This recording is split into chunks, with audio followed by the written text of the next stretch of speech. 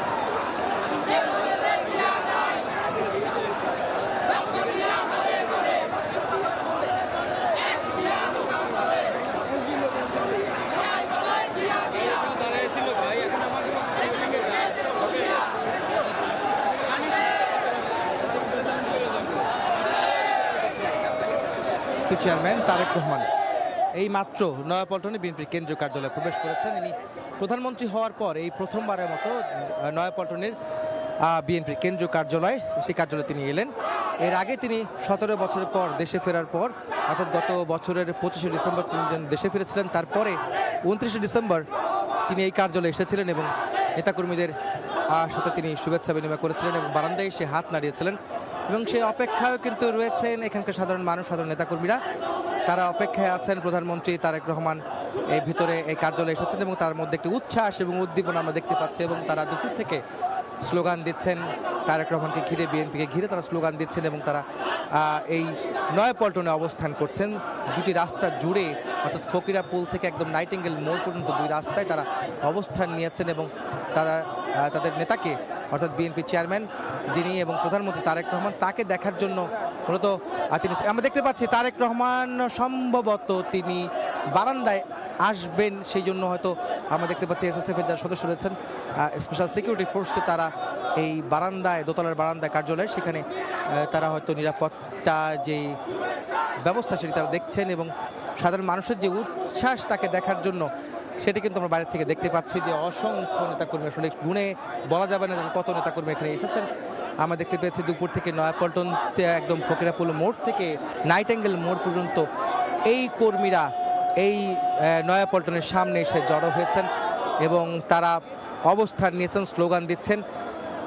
তারা এখানে অবস্থান নিয়ে তার যে নেতা রয়েছেন, অর্থাৎ বিএনপি চেয়ারম্যান প্রধানমন্ত্রী, তাকে দেখার জন্য তারা উদ্গ্রীব হয়ে রয়েছেন।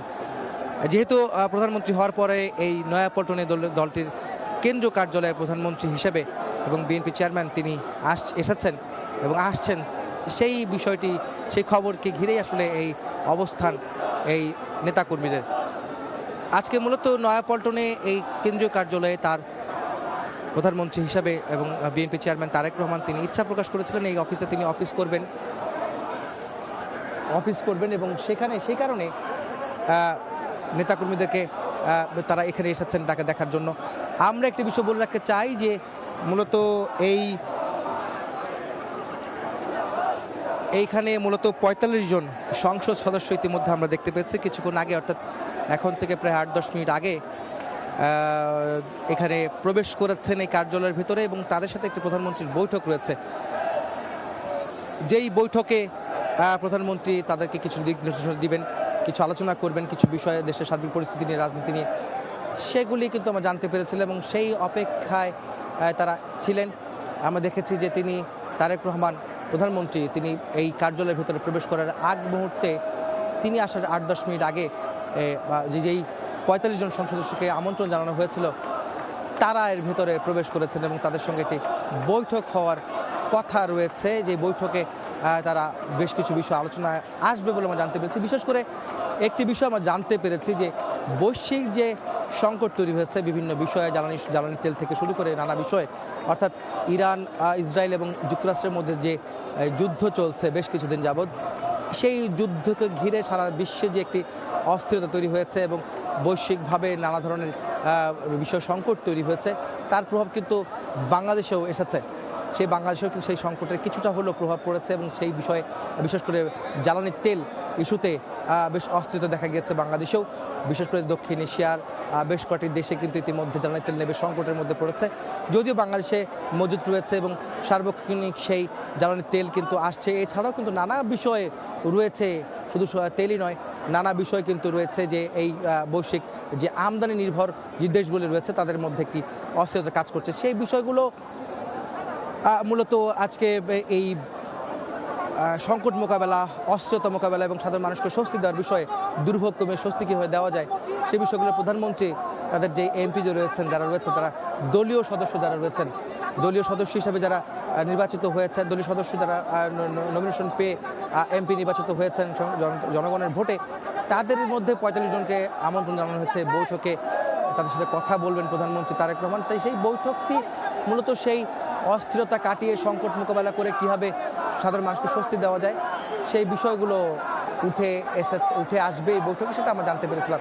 একই সঙ্গে সাধারণ মানুষের সঙ্গে সংসদ সদস্যদের যে সম্পর্কটি সেটা কীভাবে আরও উন্নয়ন করা যায় এবং সাধারণ মানুষের কাছে গিয়ে তাদের ভাগ্য উন্নয়নের ক্ষেত্রে এমপিরা কী ভূমিকা রাখতে পারেন সেই বিষয়গুলো কিছু দিক নির্দেশনামূলক ব্যবস্থা বা বক্তব্য যে দিক নির্দেশনা থাকবে এই প্রধানমন্ত্রীর বক্তব্যে সেটি আমরা জানতে পেরেছি। একই সঙ্গে দলীয় কর্মীদের সঙ্গে এলাকার স্থানীয় সংসদ সদস্য যারা রয়েছেন তাদের সঙ্গে যে সম্পর্ক উন্নয়নের বিষয় রয়েছে সেগুলো আসছে, যেগুলি কাটিয়ে উঠে সামনের দিনে সরকারকে সহযোগিতা করা এবং সাধারণ মানুষের যে ভাগ্য উন্নয়নের ক্ষেত্রে তাদের যে সার্বিক সমস্যা দূর করে কীভাবে উন্নয়ন করা যায় সেই বিষয়গুলো আসবে এই বৈঠকের মধ্যে, আলোচনার মধ্য দিয়ে।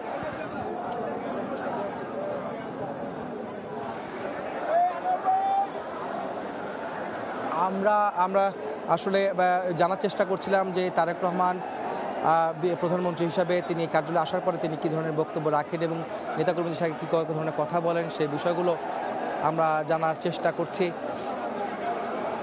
এবং আমরা দেখতে পাচ্ছি যে নিরাপত্তা যে অবস্থা এখানে দেখেছি, এখানে স্পেশাল সিকিউরিটি ফোর্স থেকে শুরু করে পিজিআর যারা প্রেসিডেন্ট গার্ড রেজিমেন্টের সদস্য যারা রয়েছেন, আইন শৃঙ্খলা বাহিনী, পুলিশ, ডিবি, আদার্স অন্যান্য যারা আইন শৃঙ্খলা বাহিনীর সদস্য যারা রয়েছেন তারাও কিন্তু আজকে এই কার্যালয়ের সামনে এসেছেন এবং নিরাপত্তায় প্রধানমন্ত্রী নিরাপত্তা তারা নিয়োজিত রয়েছেন এবং এই কার্যালয় ঘিরে তাদের অবস্থানের পাশাপাশি কিন্তু বিএনপি নেতাকর্মীরা অবস্থান নিয়েছেন।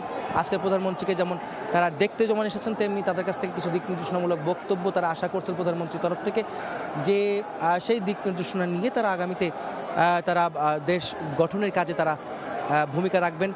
একই সঙ্গে তারা যেভাবে অতীতেও দেশের নানা সংকটে যেভাবে তারা ভূমিকা রেখেছিলেন, যদিও তারা বিরোধী দলে ছিলেন তারপরে তারা ক্ষমতা এসেছেন, সবাইকে একসঙ্গে নিয়ে সরকার এবং সরকারের বাইরেও যারা রয়েছেন সবাইকে মিলে কীভাবে একটা দেশকে সামনের দিকে এগিয়ে নিয়ে যায় সেই বিষয়গুলোকে কেন্দ্র করে সেই দিক নির্দেশনা তারা আশা করছেন, প্রত্যাশা করছেন এই নেতাকর্মী যারা এখানে এসেছেন। এছাড়া নেতাকর্মীদের পাশাপাশি সাধারণ মানুষও কিন্তু এসেছেন প্রধানমন্ত্রীকে এক নজর দেখার জন্য। অর্থাৎ প্রধানমন্ত্রী নয়াপল্টনে তিনি প্রধানমন্ত্রী নির্বাচিত হওয়ার পর প্রথমবারের মতো এই কার্যালয়ে তিনি আসলেন। আজ এই তাদের যে বিএনপির যে কেন্দ্রীয় কার্যালয় রয়েছে নয়াপল্টনে সেই কার্যালয়ে তিনি আসলেন। আমরা দেখতে পাচ্ছি যে তাদের যে সিকিউরিটি ফোর্সের যারা রয়েছেন তারা স্পেশাল সিকিউরিটি ফোর্সের যারা রয়েছেন, এসএসএফের সদস্য যারা রয়েছেন তারা ইতিমধ্যে ভেতরে রয়েছেন। আমরা হয়তো চেষ্টা করব এখানে দেখানোর জন্য, হয়তো প্রধানমন্ত্রী হয়তো বারান্দায় আসবেন। এর আগের বার যিনি যখন এসেছিলেন তখন কিন্তু আমরা দেখেছিলাম তিনি এই ভিতরে প্রবেশ করেছিলেন। আমরা দেখব হয়তো তার একটা প্রস্তুতি চলছে যে প্রধানমন্ত্রী হয়তো এই বারান্দায় হয়তো যে কোনো মুহূর্তে তিনি আসবেন, সেই প্রস্তুতি এখানে চলছে। আমরা বলতে চাই যে প্রধানমন্ত্রী এই কার্যালয়ের ভিতরে অবস্থান করছেন, তারা একটা বৈঠকের প্রস্তুতি তিনি নিয়েছেন। তো এই ছিল আমার কাছে নয়াপল্টনের বিএনপির কেন্দ্রীয় কার্যালয়ের প্রধানমন্ত্রী এবং বিএনপি চেয়ারম্যান তারেক রহমানের যে আগমন ঘিরে নেতাকর্মীদের উচ্ছ্বাস এবং তার যে অবস্থান তার সবশেষ খবর। সরাসরি যুক্ত ছিলাম রাজধানীর নয়াপল্টনে।